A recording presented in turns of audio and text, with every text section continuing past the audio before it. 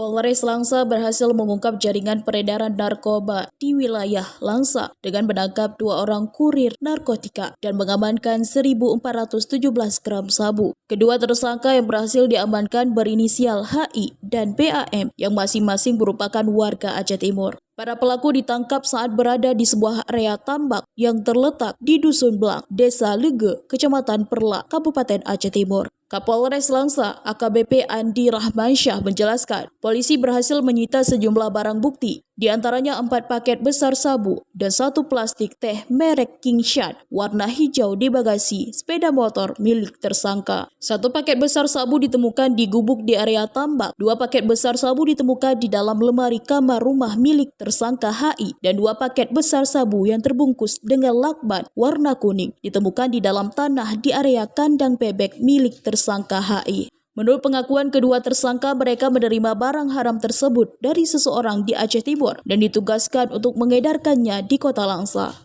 Kemudian anggota melakukan penyelidikan. Dari penyelidikan tersebut, anggota awal mulai di Langsa berpindah ke Losmawe, pindah ke Aceh Utara, pindah ke Tamiang. Akhirnya kami tangkap di Aceh Timur. Aceh Timur tersebut kami tangkap, ada 1 paket besar, hasil penggerebekan pertama, kemudian kita interogasi, kita melakukan pengembangan, kita dapatkan di lemari milik si Helmi. Kemudian kita kembangkan lagi secara intensif oleh anggota. Kemudian ada barang lagi di kandang bebek 20 sini.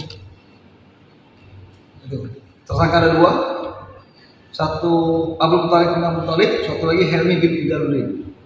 Sama-sama orang Aceh Timur. Perang.